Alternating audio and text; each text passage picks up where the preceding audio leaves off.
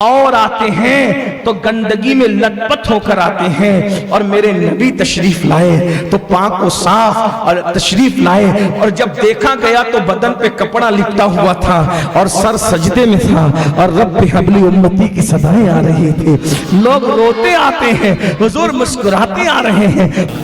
میں نے آیہ کریمہ تو سورہ تحریم کی پڑھی ہے، لیکن اس کے ضمن میں یہ چاہتا ہوں کہ اللہ کے رسول صلی اللہ علیہ وآلہ وسلم کا ایک خوبصورت خواب آج آپ کی خدمت میں پیش کروں۔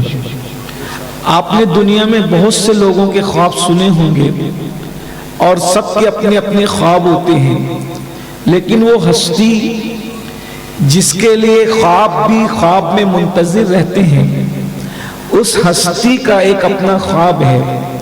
اللہ کے رسول صلی اللہ علیہ وآلہ وسلم نے اس خواب کو اپنے صحابہ کے درمیان بیان کیا، اور صحابہ میں اس حدیث کو، اس خواب کو بشکل حدیث نقل کیا گیا۔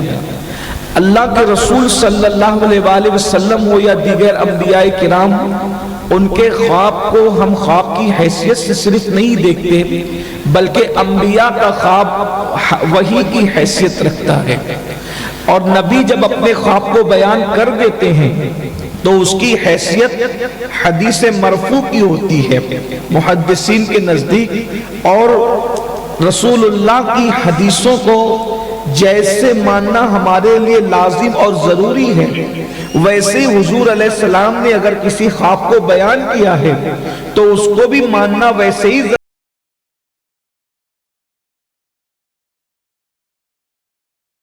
ترجمان سے جاری ہو گیا، تو اس کی حیثیت حدیث کی ہے۔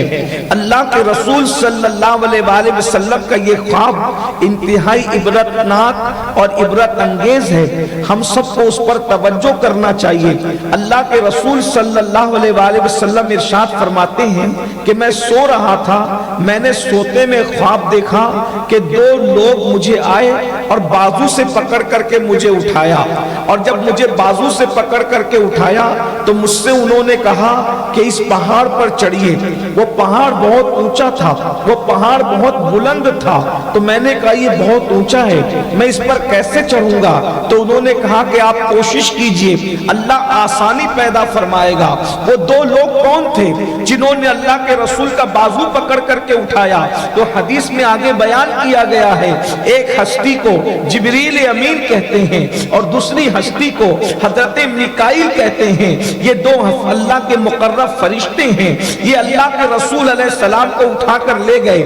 آقا ارشاد فرماتے ہیں جیسے ہی ہم لوگ پہاڑ پر چڑھے تو ہم نے بڑا خوفناک منظر دیکھا، یعنی یہ منظر وہ دکھایا گیا جو قبر میں لوگوں کے ساتھ ہوگا، جو محشر میں لوگوں کے ساتھ ہوگا، جو جہنم میں لوگوں کے ساتھ ہوگا۔ اللہ کے رسول صلی اللہ علیہ وآلہ وسلم ارشاد فرماتے ہیں میں نے خوفناک منظر دیکھا، ایک بندہ زمین پر لیٹا ہوا ہے، اور دوسرا بندہ اس کے سر پر جو ہے پتھر کی بہت بڑی چٹان مارتا ہے، اور چٹان مار کر کے اس کے سر کو کچل دیتا ہے، اور جب پتھر کی چٹان اس کے سر پہ پڑتی ہے تو پڑنے کے بعد پتھر لڑک کر کے جاتا ہے۔ وہ پتھر مارنے والا جب اس پتھر کے پیچھے جاتا ہے اور پتھر اٹھا کر کے لاتا ہے تو واپس سے اس کا سر دوبارہ صحیح سلامت ہو جاتا ہے، واپس پھر وہ اس پتھر سے اس کے سر کو کچلتا ہے۔ اللہ اکبر! اندازہ فرمائیں صادق و مصدوق مصطفیٰ کریم صلی اللہ علیہ وآلہ وسلم کا یہ فرمان، خوفناک منظر، دردناک منظر، ذرا غور تو کیجئے، اگر کسی کا سر پتھر کی چٹان سے کچلا جا رہا ہے تو اس وقت اس پر کیا گزرتی ہوگی، اس وقت اس کی کیفیت کیا ہوگی؟ سچے رسول صادق و مصدوق صلی اللہ علیہ وآلہ وسلم فرماتے ہیں میں نے پوچھا جبریل یہ کون لوگ ہیں، ان کے ساتھ یہ کیوں کیا جا رہا ہے؟ تو جبریل امین عرض کرتے ہیں یا رسول اللہ صلی اللہ تعالی علیہ وآلہ وسلم، یہ آپ کی امت کے وہ لوگ ہیں جو نماز نہیں پڑھا کرتے تھے، ان کے سروں کو پتھروں سے کچلا جا رہا ہے۔ اللہ اکبر! ذرا اندازہ تو کریں، اللہ اکبر اللہ اکبر! جب انسان جو ہے وہ بائک چلاتا ہے تو ہیلمٹ پہن کر کے چلاتا ہے، ہاتھ ٹوٹے टूटे گا تو زندگی باقی رہ سکتی ہے، پیر ٹوٹے گا تو زندگی باقی رہ سکتی ہے، پسلیاں ٹوٹ جائے گی تو زندگی باقی رہ سکتی ہے، لیکن اگر بھیجے پر چوٹ آ گئی، اگر دماغ پر چوٹ آ گئی، یا تو انسان یادداشت کھو دیتا ہے، یا تو وہ پاگل ہو جاتا ہے، یا تو وہ مر جاتا ہے، موت کے گھاٹ اتر جاتا ہے۔ اللہ اکبر! جب چھوٹے موٹے پتھروں سے انسان کے سر کو کچلا جائے تو تکلیف کا یہ عالم ہے، جہنم کی آگ کے بنے ہوئے اس پتھر کی چٹانوں سے جب بے نمازی کے سروں کو کچلا جائے گا اس وقت ان کی کیفیت کیا ہوگی؟ اللہ اکبر! یہاں صرف 10 منٹ کا وقت لگتا ہے ایک وقت کی نماز کو، لیکن انسان مسجدیں تو بنائی جا رہی ہے مگر مسجد میں نمازی غائب ہیں۔ جمعہ کی 2 رکعت پڑھ کر، 4 رکعت پڑھ کر، یا کچھ لوگ بہت نیک ہیں، ہفتہ واری نیک، تو وہ 14 رکعت پڑھ کر صلاۃ و سلام پڑھ کر کے جاتے ہیں، اس کے بعد پھر دوسرے ہفتے میں واپس آتے ہیں۔ ذرا غور تو فرمائیں، مسجدوں کو ویران کرنے والوں، اللہ کے بندوں ذرا غور سے سن لو۔ اللہ اکبر! آج نماز کی اہمیت گھٹ رہی ہے، لوگ یہ سوچتے ہیں ہم نماز نہیں پڑھیں گے تو بھی تو مسلمان رہیں گے، ہم نماز نہیں پڑھیں گے تو بھی تو جنتی رہیں گے، ہم نماز نہیں پڑھیں گے تو بھی تو سنی رہیں گے، ہم تو فلاں بزرگوں کے مرید ہیں۔ میں بہت معذرت کے ساتھ آج آپ کی خدمت میں ایک بات رکھنا چاہتا ہوں، میرے بھائیوں، آپ قادری، چشتی، نقشبندی، سہروردی، رضوی، اشرفی، برکاتی، کچھ بھی ہو، اگر آپ نمازی نہیں ہو تو اس کا مطلب آپ کچھ بھی نہیں ہو۔ آپ اپنی مرضی سے کچھ بھی بن جائیں، لیکن یاد رکھنا سیدی اعلیٰ حضرت امام اہل سنت فتاوی رضویہ شریف میں مذہب نقل کرتے ہوئے لکھتے ہیں کہ 100 سے زیادہ صحابہ کا فتویٰ ہے کہ بے نمازی کافر ہے۔ اللہ اکبر! توجہ فرمائیں، حالانکہ ہم حنفی المسلک ہونے کی وجہ سے میں اور مجھ جیسے جتنے حنفی ہیں ہم لوگ ڈائریکٹ بے نمازی کو کافر نہیں کہتے، اپنے امام کی تقلید میں ہم ان اقوال کی جو ہے وہ تعویل کرتے ہیں، اور اس تعویل جو کی گئی ہمارے بزرگوں کی طرف سے ہم اس کو سچ مانتے ہیں۔ لیکن ایک سوال میں آپ کے سامنے رکھنا چاہتا ہوں، ہمارے بزرگوں نے تعویل کی، لیکن جن بزرگوں نے فتویٰ دیا وہ کون ہے؟ مولا علی کا فتویٰ بے نمازی کافر، فاروق اعظم کا فتویٰ بے نمازی کافر، عبداللہ ابن مسعود کا فتویٰ بے نمازی کافر۔ اتنا سوچ لیجئے کہ اگر تعویل کرنے والوں کی تعویل کے مطابق قدرت کے یہاں فیصلہ نہیں ہوا اور فتویٰ دینے والوں کے فتوے کے مطابق فیصلہ ہوا تو تم کہاں رہو گے؟ آپ مجھے بتائیں، اللہ کی مرضی کے مطابق فیصلہ ہوگا، وہاں تو کسی کے فتوے یا کسی کی تعویل کے مطابق تو فیصلہ نہیں ہوگا۔ بلکہ مزید فتاوی رضویہ شریف میں ایک حدیث پاک نقل کی امام نے، لکھتے ہیں جو شخص اذان کو سنے اور اذان کو سن کر اس کا جواب نہ دے اور دنیا کی باتوں میں مصروف رہے تو ڈر ہے کہ مرے گا تو کافر ہو کے مرے گا۔ جو اذان کا جواب زبان سے نہ دے اور دنیا میں مصروف رہے، جب وہ مرے گا تو ڈر ہے کافر ہو کر کے مرے گا۔ تو مجھے بتائیے، جو شخص عملی طور پر اذان کا جواب نہ دے تو وہ ایمان پر جائے گا تو کیسے جائے گا؟ تھوڑا غور تو کیجئے، اندازہ تو کیجئے۔ کم کروا یہ اس کی ضرورت رات خانوں کو ہوتی ہے، تھوڑا سا مہربانی، ایکو کی ضرورت نہیں، درود شریف پڑھیں، بس آواز صحیح لوگوں تک پہنچ جائے۔ رب صلی وسلم دائما ابدا علی حبیبک خیر الخلق کلہم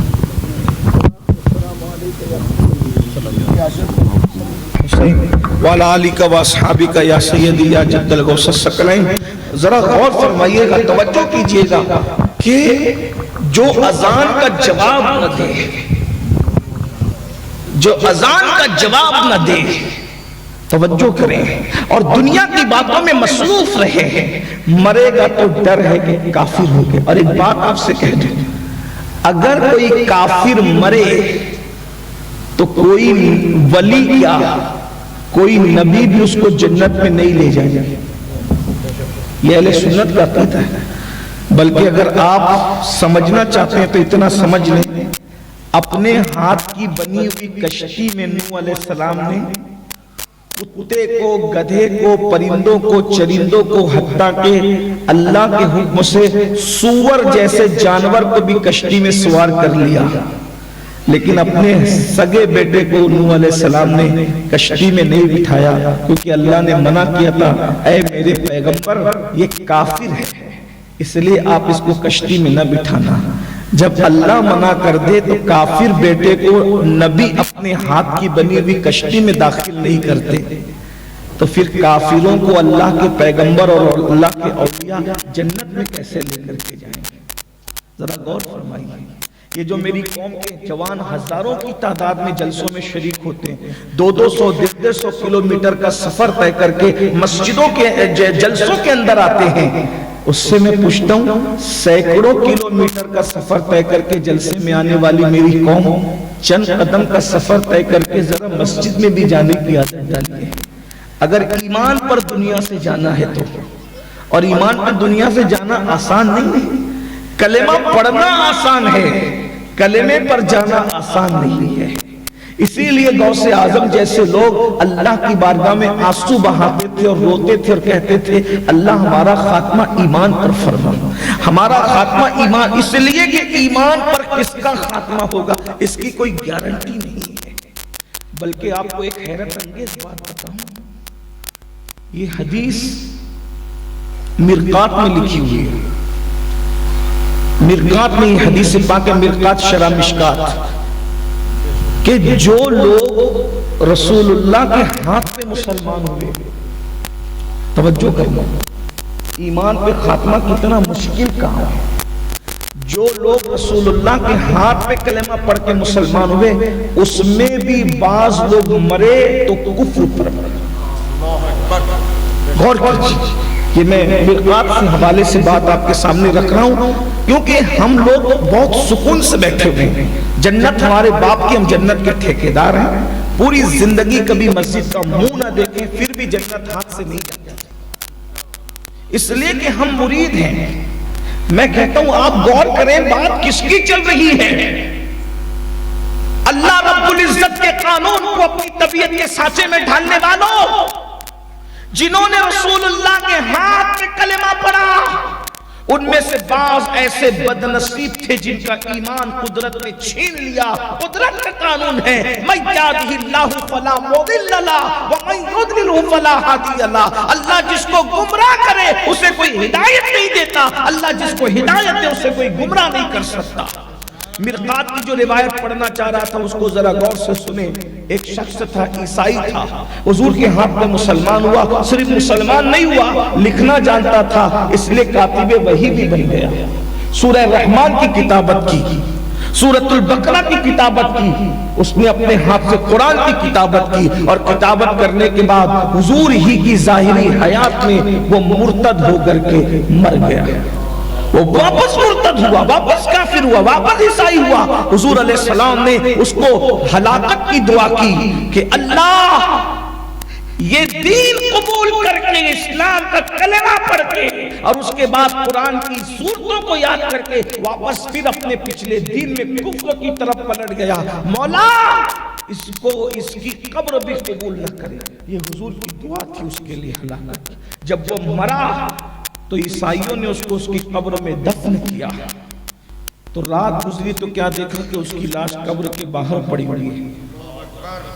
کہنے لگے یہ مسلمانوں کا کام ہے، انہوں نے چونکہ اس نے اسلام چھوڑ دیا تھا اس لیے انہوں نے ایسا کیا۔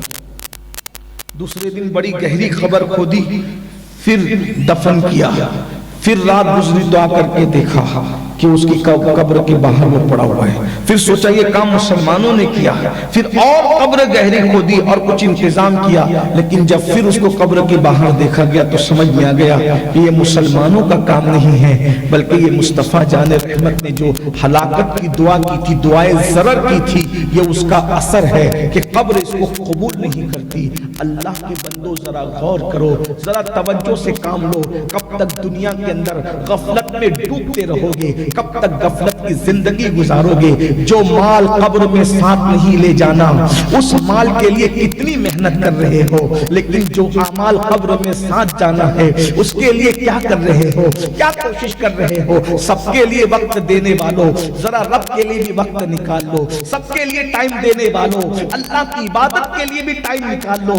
یہاں ایمان پر خاتمے کی بات آئی ہے، نماز چھوڑنا تو بہت بڑا گناہ ہے، اس سے چھوٹے گناہوں پر بھی مرتے وقت ایمان چھینا جاتا ہے۔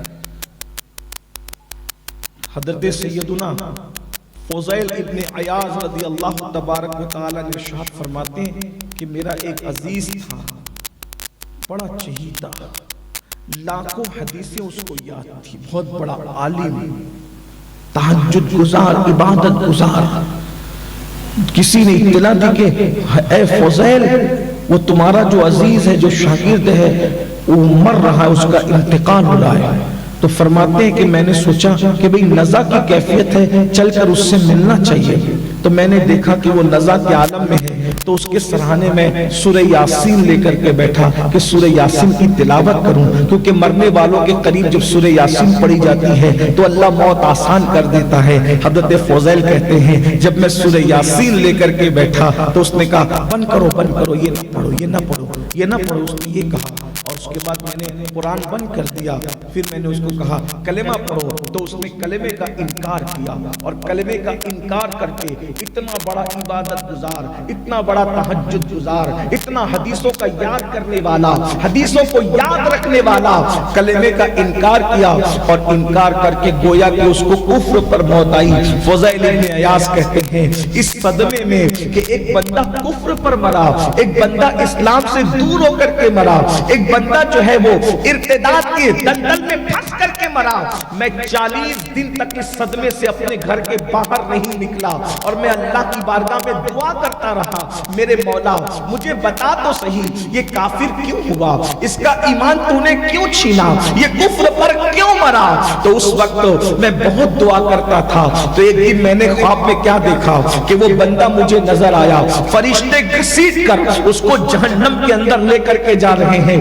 ذرا دھیان سے سننا، ذرا غور سے سننا، اللہ کے بندو اپنے آپ پر رحم کر لو۔ کلمہ پڑھ کے چھٹی نہیں مل گئی، کلمہ پڑھ کر کے اللہ اکبر ہمیں آزاد نہیں کر دیا گیا، بلکہ کلمہ پڑھ کے ہمیں پابند کیا گیا ہے۔ ہم پر کلمہ پڑھنے کے بعد پابند ہے شریعت کے، دین کے، اللہ کے قانون کے۔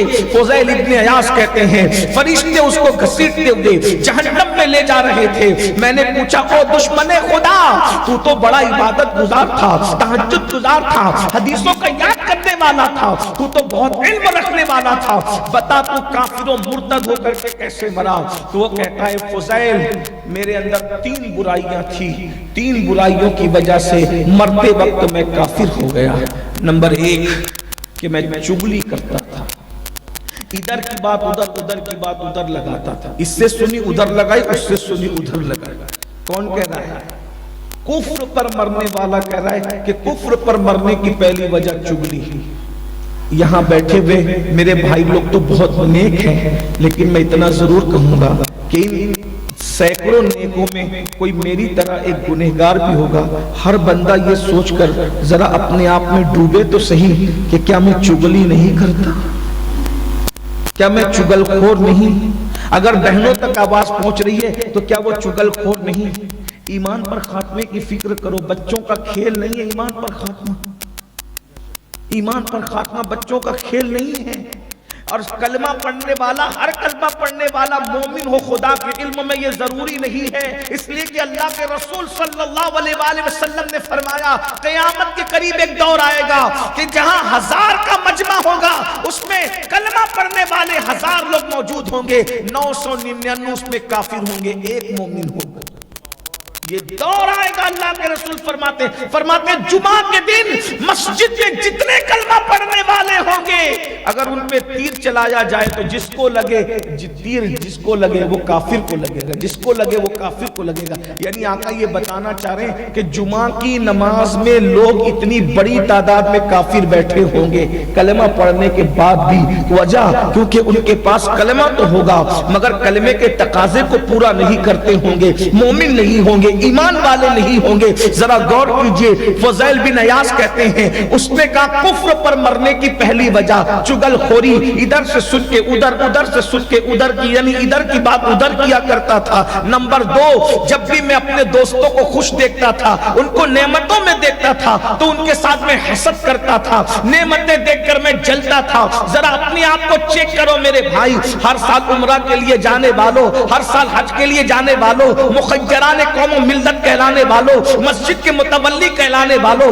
مدرسوں کے بانی کہلانے والوں، اور سفید لباس پہن کر، قیمتی ٹوپیاں پہن کر، داڑھیوں کی تراش خراش میں ڈوبنے والوں، کبھی اپنے دلوں کا بھی جائزہ لو۔ اللہ اکبر، سگے بھائی کی خوشی دیکھ کر حسد کرتے ہو، سگے بہنوں کی خوشی دیکھ کر حسد کرتے ہو، دوستوں کے ساتھ بیٹھ کر چائے پیتے ہو، کھاتے ہو، پیتے ہو، ان کی ترقی سے حسد کرتے ہو۔ فضیل ابن عیاض کہتے ہیں اس نے کہا ایمان پر کفر پر خاتمہ ہونے کی تین وجہ، پہلی وجہ چگل خور تھا، دوسری وجہ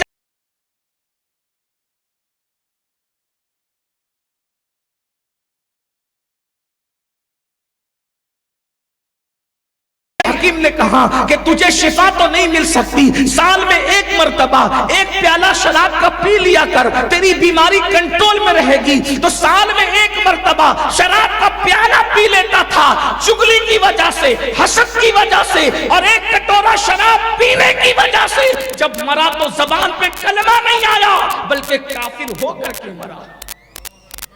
آپ سے پوچھتا ہوں، جو چگل خوری کرے، جو حسد کرے، جو شراب پیے، جب وہ کفر پہ مرتا ہے تو جو نماز نہ پڑھے اس کا کیا حال ہوگا؟ ایک حدیث سنیے، اس کے بعد میں اللہ کے رسول کے خواب کا اگلا حصہ بیان کرتا ہوں۔ اللہ کے رسول علیہ السلام فرماتے ہیں کہ جو شخص نماز نہیں پڑھتا، قیامت کے دن وہ 3 لوگوں کے ساتھ اٹھایا جائے گا۔ یہ حضور علیہ السلام کی ایسی حدیث ہے کہ کسی بھی مکتبہ فکر کا مقرر اور عالم اس کا انکار نہیں کرتا۔ میدان محشر میں بے نمازی 3 لوگوں کے ساتھ اٹھایا جائے۔ نمبر 1 فرعون کے ساتھ، نمبر 2 حامان کے ساتھ، نمبر 3 امیہ ابن خلف کے ساتھ۔ امیہ ابن خلف کے ساتھ۔ یہ ابن خلف کون ہے؟ یہ کون ہے ابن خلف؟ رحمت للعالمین، جو تمام عالمین کے لیے رحمت بن کر آئے، جس نے گالیاں سن کر دعائیں دی، جس نے جا کے دشمن کو کمائیں دی، جس نے دشمنوں کے لیے چادریں بچھائیں، جس نے دندان شہید کرنے والوں کے لیے ہدایت کی دعا کی، جس نے خود پیٹ میں پتھر باندھ کے دوسروں کو کھانا کھلایا۔ اللہ اکبر، وہ رحمت للعالمین فتح مکہ کے دن جس نے جان کے دشمنوں کو کہا لا تثریب علیکم اليوم، جاؤ میں نے تم سب کو معاف کر دیا، تم پر کوئی مواخذہ نہیں ہے۔ اللہ اکبر، جس رسول نے اللہ اکبر کسی سے بدلہ نہیں لیا، آخر کون اتنا بدترین ہوگا؟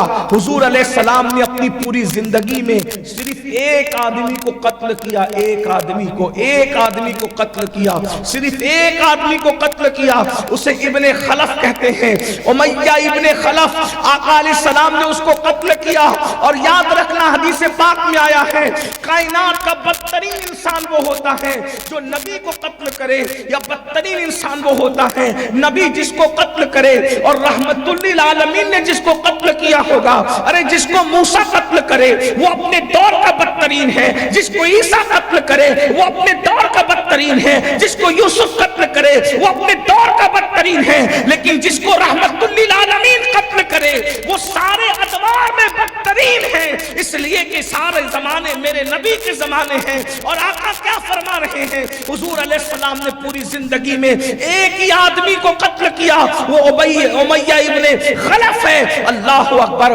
اندازہ فرمائیے، ذرا غور کیجئے۔ آقا فرماتے ہیں جو نماز چھوڑ دے گا وہ ابن خلف کے ساتھ اٹھایا جائے گا۔ اب آپ سے پوچھتا ہوں، آپ تو کہتے ہیں محشر میں جو ہوگا دیکھا جائے گا، جب ابن خلف کے ساتھ اٹھو گے تو پھر کیا دیکھا جائے گا اور کیا دکھایا جائے گا؟ اور جو ابن خلف کے ساتھ اٹھے گا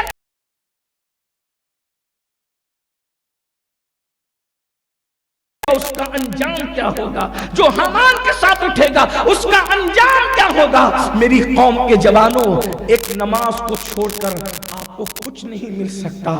اگر آپ 10 منٹ کا ٹائم نماز کے لیے نہیں نکال سکتے تو پھر ہم مومن کیسے، مسلمان کیسے؟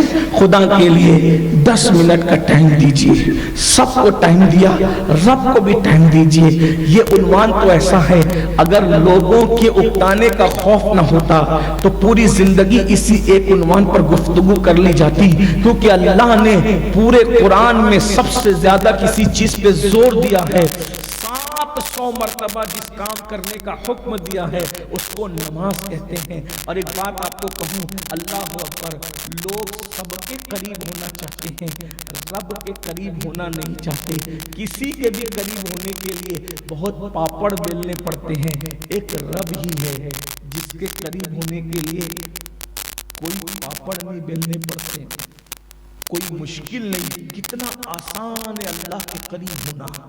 آپ ان پڑھ ہو یا عالم، آپ نیک ہو یا بد، آپ کالے ہو یا گورے، آپ امیر ہو یا غریب، اللہ نے ایک نصاب بیان کیا، سجدہ کرو اللہ کے قریب ہو جاؤ۔ آیت پڑھوں گا تو لوگوں کو سجدہ کرنا پڑے گا، اس لیے آیت نہیں پڑھ رہا جان بوجھ کر۔ اب آپ نے پڑھ دیا ہے تو سمعنا واطعنا غفرانک ربنا والیک المصیر۔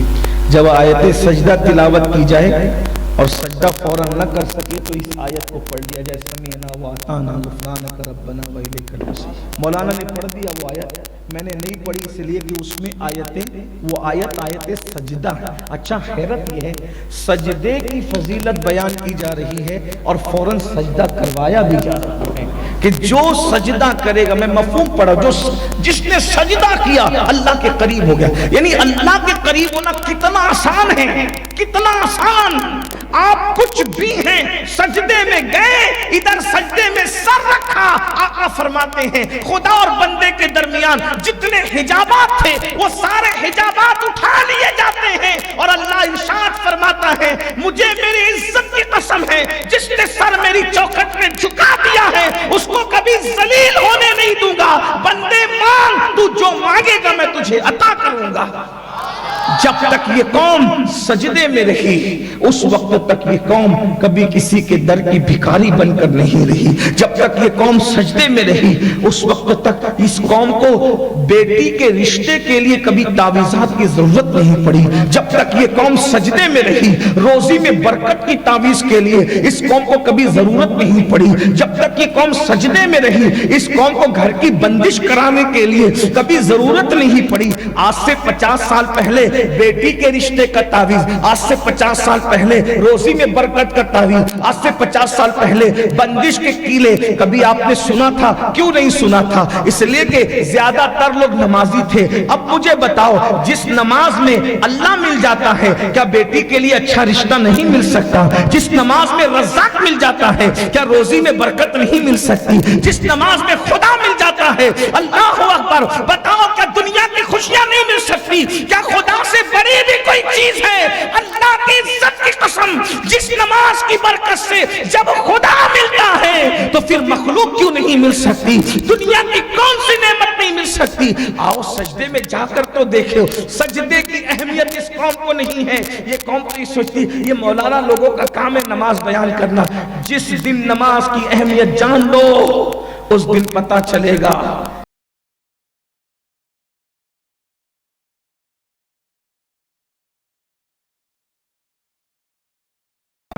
اگر آپ جنت اور نماز کے درمیان آپ کو اختیار دیا جائے نماز پڑھیں گے یا جنت میں جائیں گے تو آپ کیا کریں گے؟ کہ ہم تو نماز کو لیں گے۔ کیوں؟ اس لیے کہ جنت میں ہماری خوشی ہے اور نماز میں یار کی خوشی ہے۔ یہ اللہ والوں کا وطیرہ تھا۔ تو آقا فرماتے ہیں پہلی چیز ہم نے جو خواب میں دیکھی کہ سر کچھ لے جا رہے ہیں وہ بے نمازیوں کے سر سے یہ عذاب تھا اللہ کا۔ پھر فرماتے ہم اور آگے بڑھے تو آگے بڑھے تو ہم نے کیا دیکھا کہ خون کا دریا ہے، خون کی ایک ندی ہے، اور خون کی ندی کے اندر کچھ لوگ ڈبکیاں لے رہے ہیں، ڈبکیاں لے رہے ہیں، اور جب وہ منہ باہر نکالتے ہیں ڈبکیوں سے تو پتھر ان کے منہ میں ڈالا جاتا ہے اور وہ اندر ڈبکی لیتے ہیں. پانی کے اندر اگر کوئی مسلسل ڈبکی لے تو اس کی تکلیف کا اندازہ کرو. وہاں خون کا دریا ہے، اور وہ بھی خون کون سا؟ جہنمیوں کا خون، وہ کھولتا ہوا خون. اور اس خون کے اندر کچھ لوگ ڈبکیاں لے رہے ہیں، اس خون کے اندر کچھ لوگ جو ہے گوتے کھا رہے ہیں. جب وہ سر کو باہر نکالتے ہیں تو ان کے منہ کے اندر پتھر ڈال کر ان کو واپس سے اسی میں دھسا دیا جاتا ہے، ڈبو دیا جاتا ہے. صحابہ کرام رضوان اللہ تعالی علیہ مجمعین کے سامنے حضور یہ خواب بیان کر رہے تھے. آقا نے فرمایا، میں نے پوچھا جبریل یہ کون لوگ ہیں جن کو خون کے دریا میں ڈبویا جا رہا ہے؟ آقا علیہ السلام سے جبریل نے عرض کی، حضور ان کے 2 گناہ تھے. یہ 2 گناہ کرتے تھے. نمبر 1، یہ جھوٹی قسمیں کھاتے تھے دنیا میں، جھوٹی قسمیں. میں سمجھتا ہوں کہ ان چیزوں کو لوگ اب کبھی گناہ سمجھتے بھی. پتہ نہیں شہادہ والے میرے جانے کے بعد یہ کہیں بھی کہ آپ لائق اس کو تھے کہ یہ جھوٹی قسم کے خلاف بول رہا تھا. جھوٹی قسم بھی کوئی گناہ ہے. سن لو، ابن حجر مکی مفتی اعظم مکہ اپنی کتاب الزواجر میں لکھتے ہیں کہ اللہ پاک ارشاد فرماتا ہے، میرے نام کی جھوٹی قسمیں نہ کھاؤ، مجھے قسموں کا نشانہ نہ بناؤ. اور اس کے بعد فرماتا ہے، جو میرے نام کی 1 مرتبہ جھوٹی قسم کھاتا ہے میں اس پہ بھی لعنت کرتا ہوں اور اس کی 7 پشتوں پہ لعنت کرتا ہوں. آج جھوٹی قسم کو کوئی گناہ سمجھتا ہی نہیں. قسم تو اتنی لوگ کھاتے ہیں، بلکہ بزرگوں نے تو فرمایا ہو سکے تو سچی قسمیں بھی مت کھاؤ، کیونکہ بات بات پہ سچی قسم کھانے سے بھی اللہ روزی سے برکت اٹھا لیتا ہے. جب سچی قسم بار بار کھانے سے روزی سے برکت جاتی ہے تو جو جھوٹی قسم کھاتے، کتنی قسم کھاتے؟ میاں بیوی کا جھگڑا ہوا، اٹھاؤ قرآن شریف. پارٹنروں میں جھگڑا ہوا، اٹھاؤ قرآن شریف. کتنی جھوٹی قسمیں کھاؤ گے؟ اللہ فرماتا ہے تمہاری 7 پشتوں پہ لعنت کروں گا. جھوٹی قسم کھانے والوں، تمہاری 7 پشتوں پہ. اور پھر وہ جہنم کا دردناک عذاب، خون کے دریا میں گوتے دینا. نمبر 2 گناہ تھے نا. 1 جھوٹی قسم کھاتا تھا. نمبر 2 آقا فرماتے ہیں حرام لقمہ کھاتا تھا. لقمہ حرام روزی اپنے پیٹ میں ڈالتا تھا. اب وہ خون میں ڈبکیاں لے رہا ہے مرنے کے بعد. لوگ آج حلال و حرام کی تمیز بھول گئے. جوا کے دھندے مسلمان کریں، شراب کے دھندے مسلمان کریں، افیون بیچنے والے مسلمان ہو، MD پاؤڈر بیچنے والے مسلمان ہو، سود کے دھندے کرنے والے مسلمان ہو. اور اقبال کہتے ہیں کہ یہ مسلمان ہے جسے دیکھ کے شرمائے یہو. اب یہی بچا تھا.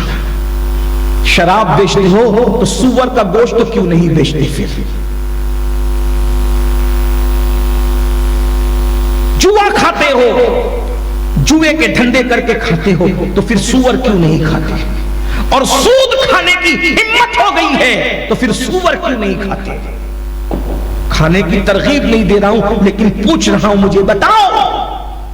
اس لیے کہ بزرگوں نے فرمایا ارے سور کھانا بھی حرام اور سود کھانا بھی حرام، مگر سود سے سور سے بدترین اگر کوئی جرم ہے تو وہ سود کھانا ہے. اس لیے کہ سور کھانا حرام ہے، مگر اس سور کا گوشت کھانے والوں کے لیے اللہ نے جنگ کا اعلان نہیں کیا. مگر جو سود کھاتے ہیں ان کے لیے اللہ نے جنگ کا اعلان کیا ہے اور رسول اللہ نے جنگ کا اعلان کیا ہے. اللہ کے رسول علیہ السلام فرماتے ہیں جس نے 1 لقمہ حرام کا کھایا 1000 سال تک اس کو جہنم کی آگ میں جلایا جائے. اپنے لقمے کو چیک کرو، حلال ہے کہ حرام ہے. خون کے دریا میں ڈوب. جب یہ کہا جاتا ہے نا حرام روزی تو لوگ بڑے چوڑے ہوتے ہیں کہ میں تو کرانہ دکان چلاتا ہوں، میری تو روزی حلال ہے. وہ جو شراب بیچتا ہے اس کی حرام ہے. میں تو اسکول کا ٹیچر ہوں، میں تو حلال روزی کماتا ہوں، ہر مہینے تنخواہ مجھے مل جاتی ہے، میں تو حلال کماتا ہوں. وہ جو MD پاؤڈر بیچتا ہے نا وہ حرام، وہ سب تو حرام ہے ہی. جناب یہ بھی سن لیں، اگر آپ ٹیچر ہیں اور 6 گھنٹے کی ڈیوٹی آپ کی مقرر ہے اور آپ 5 گھنٹہ پڑھاتے اور 2 گھنٹہ موبائل کا گیم کھیلتے اسکول میں بیٹھ کر، تو وہ 2 گھنٹے کی تنخواہ اسی طرح حرام ہے جیسے وہ شراب بیچنے والے کی روزی حرام ہے. آپ کیا سمجھتے ہیں؟ اگر آپ کمپیوٹر آپریٹر ہے اور آپ نے 8 گھنٹے کام کرنے کا ایگریمنٹ کیا ہے اور آپ 4 گھنٹے ٹائم پاس کر رہے ہیں تو 4 گھنٹے کی روزی آپ کی حرام. اگر آپ کرانہ دکان چلاتے ہیں اور آپ کے یہاں بورڈ لگا ہوا ہے یہاں تو پیور بھینس کا دودھ ملتا ہے, اس میں پانی نہ ملاؤ, اگر بکری کا دودھ بھی ملاؤ تو یہ ملاوٹ کرنا بھی حرام ہے کیونکہ آپ نے خالص بھی.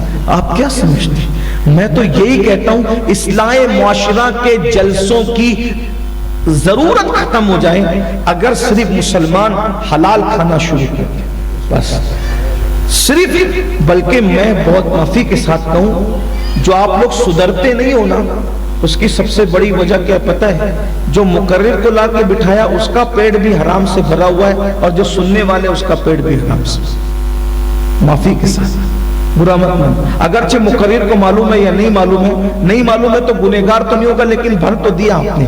کیونکہ جب آپ جلسے میں دعوت دیتے ہو نا مقرر لوگوں کو تو آپ حلال و حرام نہیں دیکھتے, یہ دیکھتے ہیں کہ محلے میں سب سے مالدار کون ہے اس کی یہاں دعوت دو. مقرر کی دعوت تو وہاں ہونی چاہیے جو سب سے زیادہ مالدار ہے, بااثر ہے. یہ نہیں دیکھتے کہ کس کا لقمہ پیور ہے.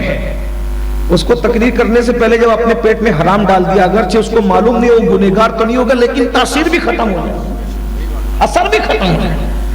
ایک زمانہ وہ تھا 40 دن کسی مسلمان امام کے پیچھے کوئی بندہ نماز پڑھ لیتا اس کی زندگی بدل جاتی. یہاں تو کالی داڑھی سے داڑھی سفید ہو گئی, نہ وہ بدلا نہ وہ بدلا. یہ حالات کیونکہ پیٹ کے اندر حرام آ گیا ہے اور حرام پیٹ کے اندر آنے کے بعد احساس بھی نہیں کہ ہم حرام میں ڈوبے. کیا وہ روایت لوگ بھول گئے؟ ایک نوجوان ایک لڑکی سے کہتا ہے میرا تجھ پہ دل آ گیا ہے, کیا تو میرے ساتھ شادی کرے گی؟ وہ کہتی ہے شادی وادی کی بات بعد میں کرنا, پہلے شرط یہ ہے 40 دن تک میری مسجد کا امام جسے دنیا عمر ابن خطاب کہتی ہے اس کے پیچھے نماز با جماعت پڑھ, پھر 41ویں دن آ کر کے بات کرنا. نوجوان مرتا کیا نہ کرتا, فاروق اعظم کے پیچھے مسجد نبوی میں 40 دن تک با جماعت پڑھتا رہا. 40 دن کے بعد کنیز کو بھیجا, جا کر کے جناب سے پوچھو کیا حال ہے. پوچھا کہ کیا بات ہے؟ 40 دن پہلے ہماری ملکہ کو شادی کی دعوت دی تھی, اب بتاؤ کیا کہتے ہو؟ تو کہا عمر کے پیچھے نماز پڑھنے سے دل ایسے بدل گیا کہ اب یار کے سوا کسی کے لیے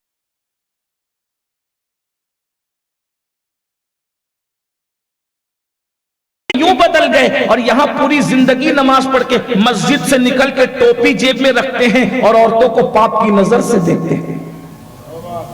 یہ نماز ہے. نماز کی تو پہچان یہ ہے ان الصلاۃ تنہا عن الفحشاء والمنکر, نماز ہر برائی اور بے حیائی سے روک دیتی ہے. اللہ کا کلام کبھی جھوٹا نہیں ہو سکتا. خدا کہہ رہا ہے نماز ہر برائی سے بے حیائی سے روک دیتی ہے. اس کا مطلب یہ ہے نماز صرف وہی نماز ہے جو برائی سے روک دے, جو برائی سے نہ روکے. وہ اٹھک بیٹھک تو ہو سکتی ہے, وہ ریاکاری تو ہو سکتی ہے, وہ انسان کی محنت تو ہو سکتی ہے, وہ ورزش تو ہو سکتی ہے, لیکن نماز نہیں ہوتی. ارے نماز تو وہ ہوتی ہے کہ ذنون ایک سجدہ نچنیا کو کراتے ہیں اور وہ اپنی وقت کی بلیہ بن جاتی ہے. سجدے میں جب خدا ملتا ہے تو تقویٰ کیسے نہیں ملتا؟ اور اب تک کہ ہماری نمازوں نے ہمیں کہاں تک پہنچا ہے. تو بات یہ نمازوں کا اثر کیوں نہیں ہے؟ پیٹ میں حلال ہے. بلکہ ایک روایت پڑھ دو پھر آگے بڑھتے ہیں دوسرے عنوان کی طرف. حدیث حضور کا پورا خواب وقت میں گنجائش ہے تو میں چاہتا ہوں کہ آج حضور کا پورا خواب بیان کر دوں. یہ جو پوری روایت ہے وہ پیش کر دوں تاکہ آپ کو پتہ چلے کہ اللہ کے رسول نے کس طرح کی بات بیان فرمائی اور ہم اس سے کیسے غافل ہیں. جملے پہ غور کرنا. اگر پیٹ میں حرام ہے اور پشت پر نبی کھڑے ہیں تائید نہیں کہ اللہ اس کی دعا قبول کر لے. جملے پہ غور کرنا. جملے پہ غور کرنا. پیٹ میں حرام ہے, پشت پر نبی کھڑے ہیں تائید میں, تو بھی اللہ کہتا ہے کہ میں اس کی دعا قبول نہیں کروں گا. توجہ کیجئے, توجہ فرمائیے. اللہ کے پیغمبر موسیٰ کلیم علیہ السلام ایک جنگل سے جا رہے ہیں. دیکھا کہ بندہ بہت گڑ گڑا کے رو رو کے دعا کر رہا ہے. دعا میں رونا بہت اچھی بات ہے. بہت سعادت کی بات ہے۔ بلکہ دعا کے لوازمات میں سے یہی ہے کہ دعا روتے ہوئے کی جائے، دعا گڑگڑاتے ہوئے کی جائے۔ اللہ کے بندو، ایک بندہ روتے روتے گڑگڑاتے گڑگڑاتے دعا کر رہا ہے اور جواب نہیں آتا، تو حضرت موسیٰ کلیم گزرتے ہوئے رک جاتے ہیں، اس کی پشت پر کھڑے ہو کر، یعنی اس کے پیچھے کھڑے ہو کر کہتے مولا کتنا گڑ گڑا رہا ہے، اس کے لیے مولا دعا قبول کر لے، اس کی جو مانگ رہا ہے دے دے۔ جواب آتا ہے میرے کلیم اگر یہ گڑ گڑاتے گڑ گڑاتے مر جائے گا تو بھی ہم اس کی دعا قبول نہیں کریں گے۔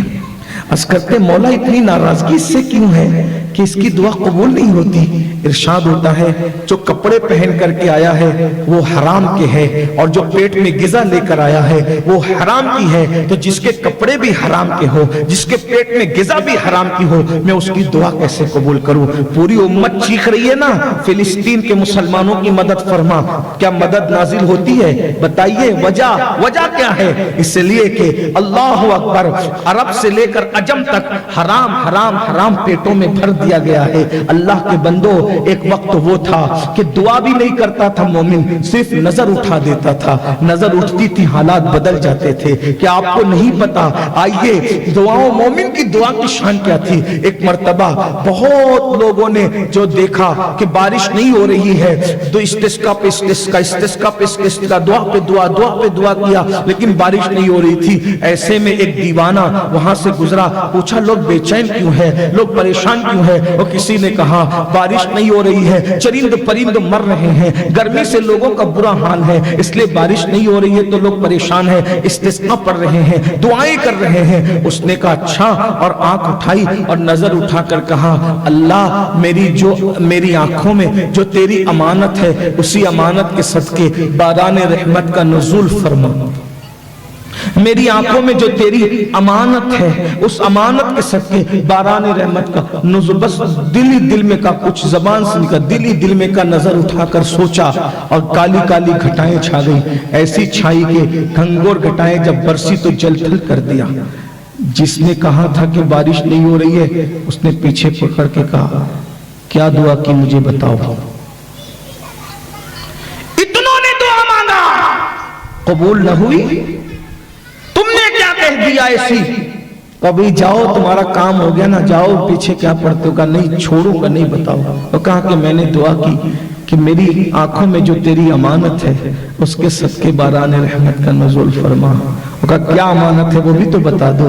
کہا ایک مرتبہ میں نے امام حسن بصری کی زیارت کی تھی، اس اللہ والے کا چہرہ میری آنکھوں میں ہے، اندازہ تو کیجئے نا، ذرا توجہ تو کیجئے نا کہ امام حسن بصری کو ایک مرتبہ جو دیکھ لے اس دیکھنے کا وسیلہ دے دے تو باران رحمت کا نزول ہو جائے، وہ کیا لوگ رہے ہوں گے۔ اللہ کے بندو آج ہمارے لقمے پر توجہ دینے کی ضرورت ہے۔ تو اللہ کے رسول صلی اللہ علیہ وآلہ وسلم فرما رہے ہیں کہ میں نے خون کا دریا دیکھا، اس میں لوگوں کو ڈبکیاں لگاتے دیکھا، پھر اس کے بعد میرے آقا فرماتے ہیں ہم اور آگے بڑھے، آگے بڑھ کر ہم نے دیکھا ایک گہرا کنواں ہے، کنواں، اور اس کنویں کے اندر کچھ مرد اور عورتیں ہیں جو ننگے ہیں اور وہ جہنم کی آگ میں ابالے جا رہے ہیں۔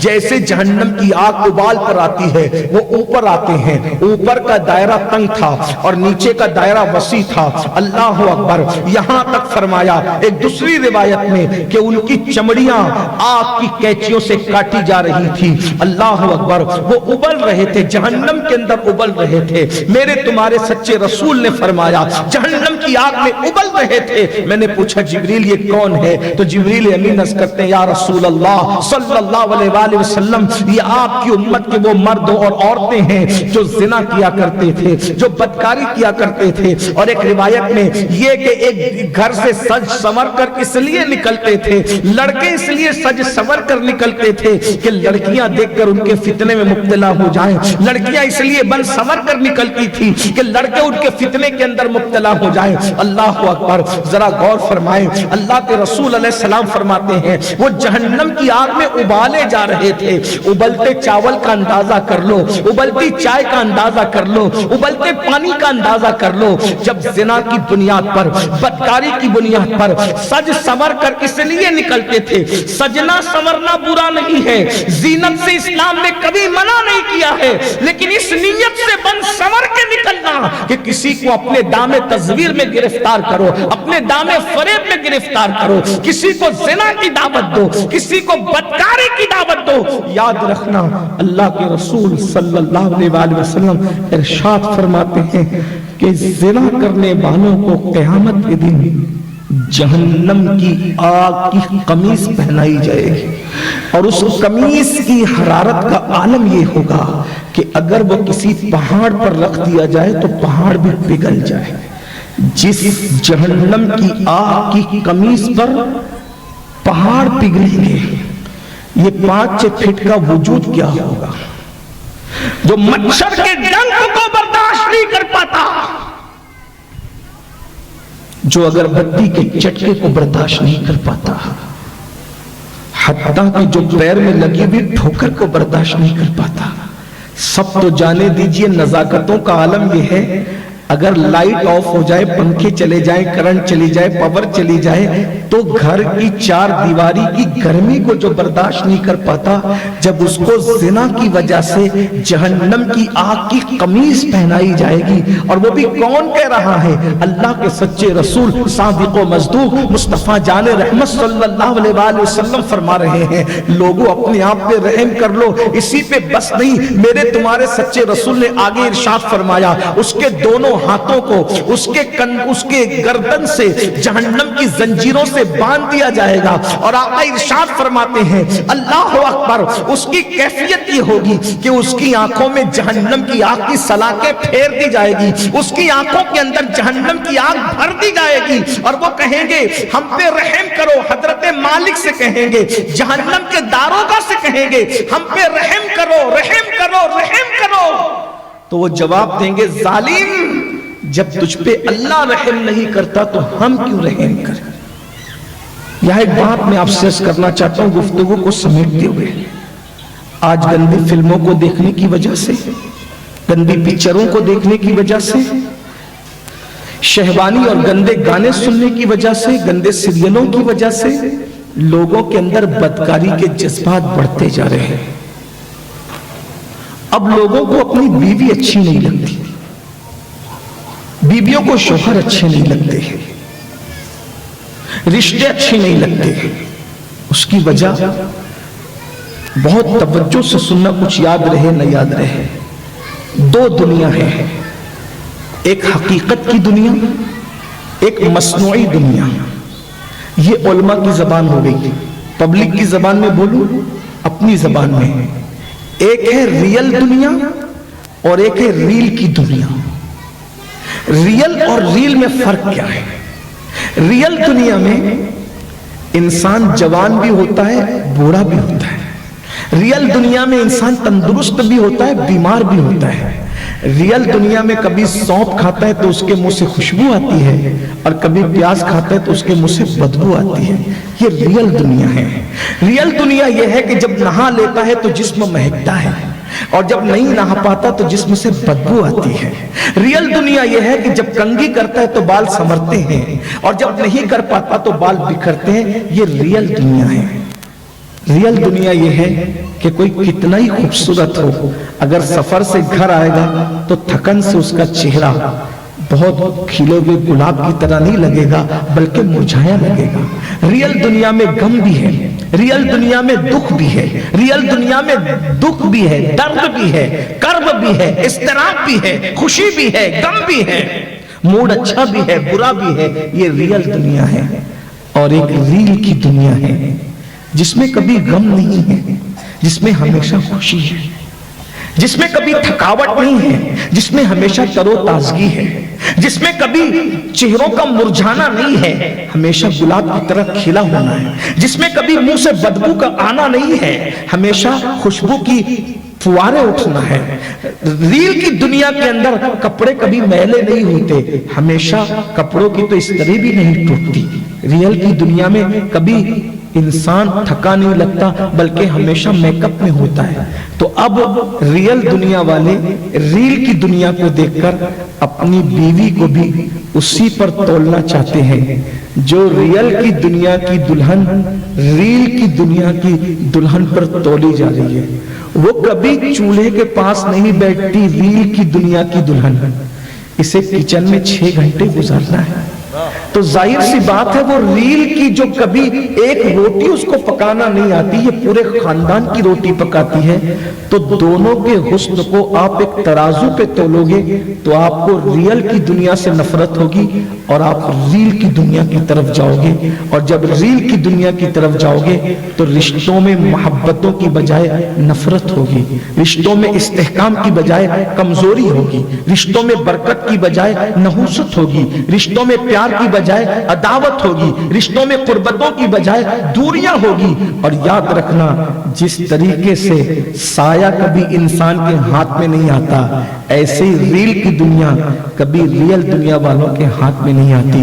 اگر آپ کو ریل کی دنیا کے لوگوں کو ریل دنیا میں دیکھنا ہے تو کبھی اس کو نیند سے اٹھنے کے بعد تیری اپنی دلہن جو 6 گھنٹہ کچن میں کھڑی رہتی ہے اس کے بازو میں لا کر کے کھڑی کر، تب تجھے پتا چلے گا کہ تیری دلہن اس سے زیادہ خوبصورت ہے، مگر میک اپ نے اس کو خوبصورت بنا کر کے پیش کیا ہے. اس لیے زنا کے اڈوں کی طرف رخ کیوں ہو رہا ہے؟ اس لیے کہ ریل کی دنیا کی بجائے تم ریل کی دنیا کی بجائے تم ریل کی دنیا کی طرف جا رہے ہو. اس میں گھنٹوں تھکاوٹ نہیں ہے اور یہاں تو چند منٹوں کے اندر انسان چلتے بیٹھتے اٹھتے ہلتا کے ہنستے ہنستے بھی تھک جاتا ہے. اس لیے میں آج اپنے جوانوں سے کہوں گا، اتنے نادان نہ بنو، اتنے بے وقوف نہ بنو. ارے ریل کی دنیا میں نشہ 1 منٹ میں بھی ہو جاتا ہے اور آدھے منٹ میں ختم بھی ہو جاتا ہے، لیکن ریل کی دنیا کا نشہ کرنے والا کبھی نشہ سے باہر نہیں نکل پاتا.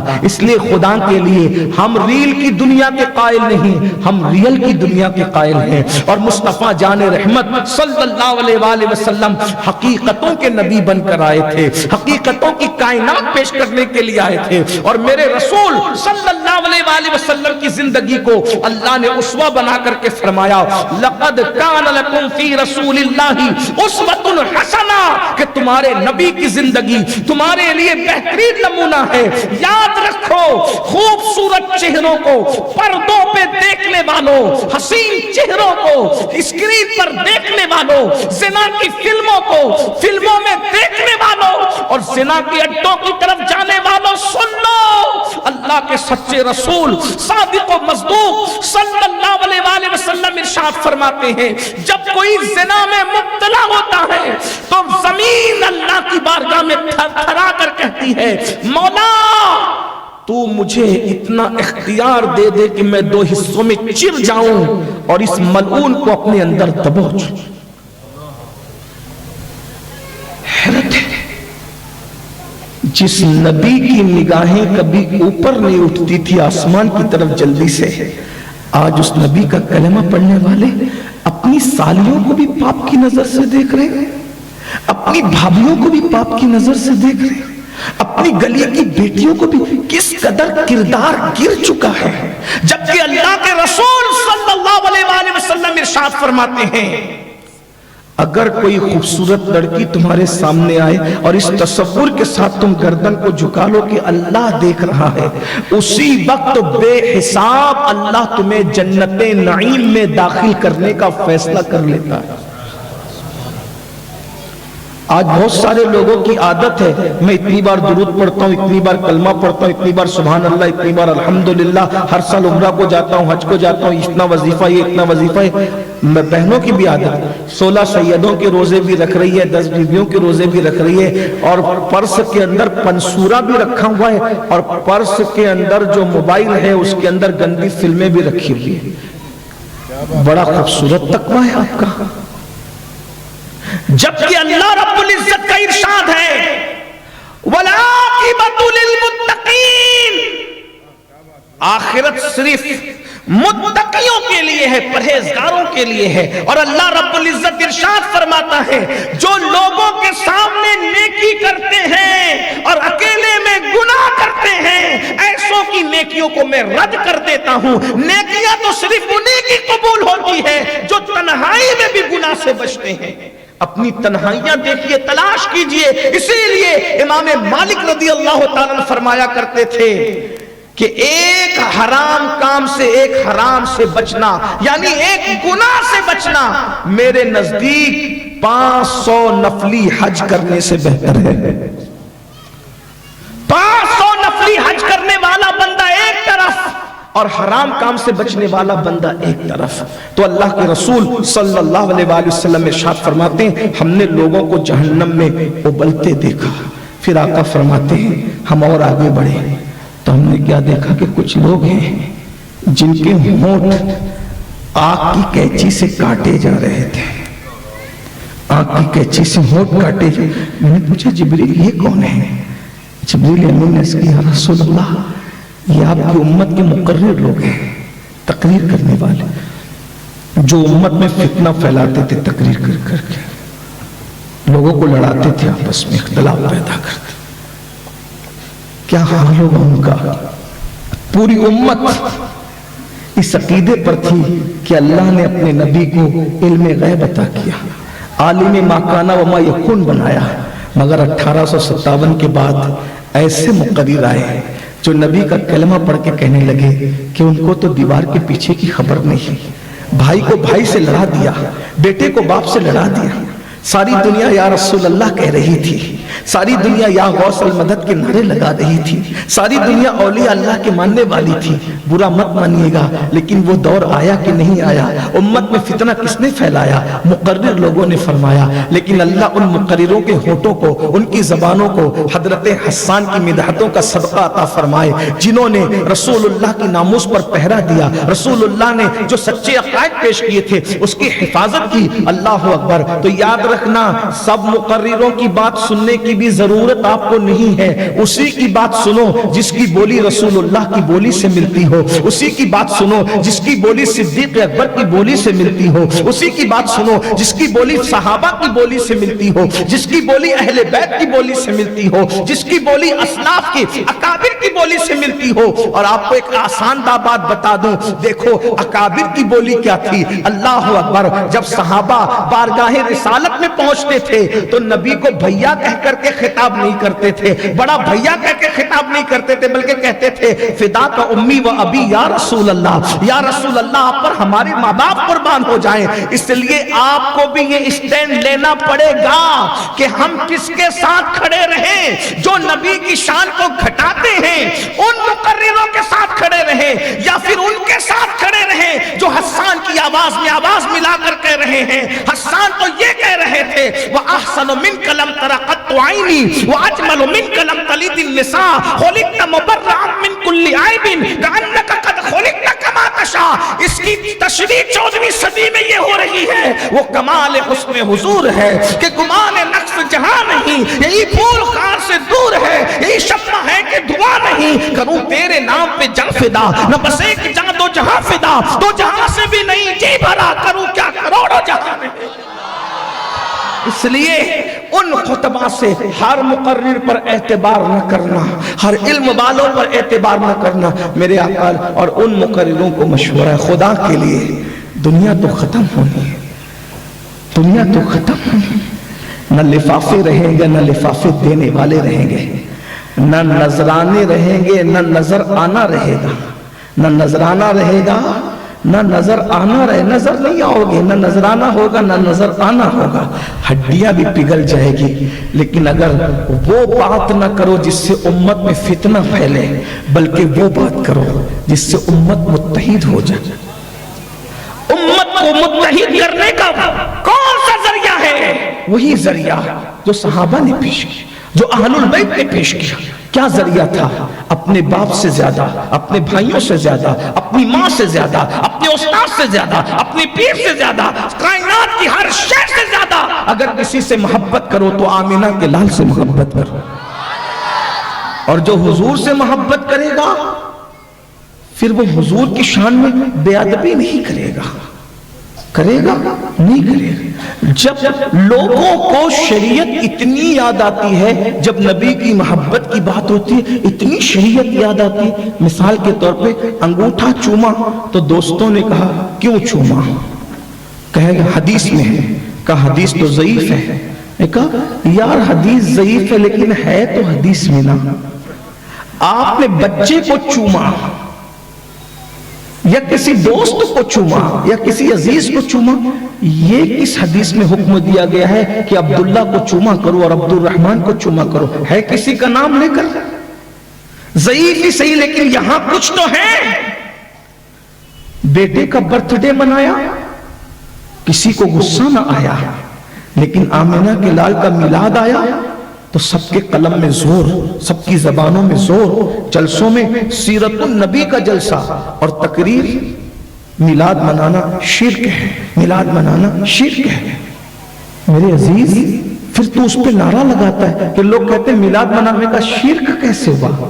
شرک کی کوئی ڈیفینیشن بھی تو ہوگی، شرک کی کوئی تعریف بھی تو ہوگی۔ کہاں ہے؟ کیا جو چیز اللہ کے لیے خاص ہے اس کو کرنا کیا ہے؟ شرک ہے۔ جو چیز اللہ کے لیے خاص ہے اس کو کرنا کیا ہے؟ اللہ کی ذات و صفات میں کسی کو شریک کرنا کیا ہے؟ شرک ہے۔ تو اگر میلاد منانا شرک ہے تو کیسے شرک ہے؟ اس لیے کہ معاذ اللہ ثم معاذ اللہ سمجھانے کے لیے کہہ رہا ہوں تاکہ پتہ چل جائے۔ معاذ اللہ میلاد میں کیا ہوتا ہے؟ کسی کے پیدا ہونے کا تذکرہ کیا جاتا ہے۔ تو کیا معاذ اللہ اللہ کے پیدا ہونے کا تذکرہ کہیں کیا جاتا ہے؟ ہمارے یہاں تو اللہ وہ ہے جو نہ کسی سے جنم لیا ہے نہ اس سے کسی نے جنم لیا ہے۔ ہم تو تقریباً 1992 سے یار لوگوں کو یہی سمجھا رہے ہیں کہ اگر خدا مانتے ہو تو پیدائش کی بات بند کر دو، اور اگر پیدائش کی بات کرتے ہو تو خدا ماننا بند کر دو۔ لیکن وہ بھی نہیں مانتے اور تم یہ کہتے ہو کہ پیدائش کا ذکر کرنا شرک ہے، شرک ہے۔ ارے اللہ کی شان ہے لم یلد ولم یولد، خدا کی شان ہے وہ پیدا نہیں ہوتا، بلکہ نبی کی پیدائش کا ذکر اسی لیے ہم سنی کرتے ہیں کہ چاند کے 2 ٹکڑے کرنا دیکھ کر، سورج کا پلٹانا دیکھ کر، درختوں کو اپنے پاس بلانا دیکھ کر اور اللہ اکبر جبریل کا تلووں میں سر رکھ جانا دیکھ کر کوئی ان کو خدا نہ کہہ بیٹھے۔ اس لیے ہم کہتے ہیں 12 ربیع الاول کے دن آمنہ خاتون کے پتن سے پیدا ہوئے، اس لیے کہ خدا کہہ چکا اللہ احد اللہ الصمد لم یلد ولم یولد۔ اللہ کی شان یہ ہے نہ وہ کسی سے پیدا ہوا نہ اس سے کوئی پیدا ہوا۔ ہم بتا رہے ہیں کہ خدا نہ پیدا ہوتا ہے نہ وہ کسی کو جنم دیتا ہے۔ محمد الرسول اللہ پیدا ہوئے ہیں تو وہ خدا نہیں ہے۔ اگر خدا ہوتے تو پیدا نہ ہوتے، پیدا ہوئے تو خدا نہیں ہے۔ اسی لیے ہم کلمہ پڑھتے عبدہ و رسولہ۔ تو میلاد تو شرک کا توڑ ہے، میلاد تو شرک کا توڑ ہے، وہ شرک نہیں ہے۔ جو میلاد مصطفیٰ کو شرک کہے اس سے بڑا بیوقوف کون ہوگا؟ اس لیے کہ میلاد کہتے ہیں پیدائش کا ذکر کرنا، جو پیدا ہوگا وہ کبھی خدا نہیں ہو سکتا۔ لیکن یہ ضرور ہے کہ سب پیدا ہوئے اپنے انداز میں اور آمنہ کے لال کی ولادت اپنے انداز میں۔ کہنے والے نے کہا ہے زمانے میں آئے بہت آنے والے، کوئی تجھ سا آیا نہ او آنے والے، سراج منیرہ لقب پانے والے، چمک تجھ سے پاتے ہیں سب پانے والے، میرا دل بھی چمکا دے چمکانے والے۔ اور آتے ہیں تو گندگی میں لت پت ہو کر آتے ہیں، اور میرے نبی تشریف لائے تو پاک و صاف اور تشریف لائے، اور جب دیکھا گیا تو بدن پہ کپڑا لپٹا ہوا تھا اور سر سجدے میں تھا، اور رب حبلی امتی کی صدائیں آ رہی تھی۔ لوگ روتے آتے ہیں، حضور مسکراتے آ رہے ہیں۔ اللہ اکبر۔ تو یاد رکھو مسلمانوں، میری گزارش یہ ہے کہ اللہ کے بندو جو ہے وہ خرافات کرنے سے بچو، اختلافی باتیں امت میں پھیلانے سے بچو۔ امت جس پر قائم ہے سچائی پر، صداقت پر، اسی کی بات کرو۔ جو 14 صدی سارے 14 صدیوں کا جو قدیم مسلک ہے اسی پر قائم رہو، اور انشاءاللہ ان سال تو جو ہے اللہ نے چاہا آقا علیہ السلام کی ولادت کو 1500 سال اب پورے ہو رہے ہیں۔ ہمارے آقا کی ولادت کو 1500 سال پورے ہو رہے ہیں. بس میں اپنی بات مکمل کر رہا ہوں. 1 منٹ کا ٹائم اس میں صرف ہو گیا. 1 منٹ میں اپنی بات پوری کر دوں. درود شریف پڑھنے. رب صلی وسلم دائما ابدا علی حبیبک خیر الخلق کلہم صلاۃ و سلام علیکہ. 1500 سال حضور کی ولادت کو مکمل ہو رہے ہیں، پورے ہو رہے ہیں. میری تمام عاشقان رسول سے گزارش ہے، ہر سال آپ نے جلوس نکالا، ہر سال جلسے کیے، مٹھائیاں بانٹی، آپ نے بہت کچھ کیا، لیکن آج میری گزارش یہ ہے 1500 سال جشن انفرادی انداز میں منائیے. آپ جلوس کرتے تھے، جلسے کرتے تھے، میلاد کرتے تھے، سب کیجئے، لیکن اس بار ایسا کیجئے کہ کسی سنی عالم دین، عاشق رسول عالم دین کی سیرت پہ لکھی ہوئی ایک کتاب 1500 سالہ جشن کے موقع پہ پوری ختم کر لیجئے. اس کے لیے گلدستہ سیرت النبی حضور امیر سنی دعوت اسلامی نے لکھی ہے، اس کا مطالعہ کر لیجئے. ہو سکے تو روزانہ ابھی سے لے کر کے میلاد شریف تک 1200 درود شریف روزانہ بارگاہ رسالت میں صلی اللہ علیہ وآلہ وسلم، یہ مختصر درود شریف ہے، اس کو پیش کیجئے. اسی طرح بیواؤں کا خیال کیجئے، غریبوں کا خیال کیجئے، مفلسوں کا خیال کیجئے. اور اگر بڑی بڑی تنظیموں کے لوگ میرا اعلان سن رہے ہیں تو میری گزارش یہ ہے کہ ہو سکے تو کوئی ایسی یادگار حضور کے لیے قائم کر دیجئے. ارے کیا بیوی سے محبت کرنے والوں سے بھی تم گر گئے؟ جس نے بیوی سے پیار کیا اس کی محبت میں تاج محل بنا لیا. سنیوں، کیا تم 1500 سالہ جشن کے موقع پر اپنے اپنے شہر میں نبی کی یاد میں ایک مسجد میلاد مصطفیٰ تعمیر نہیں کر سکتے؟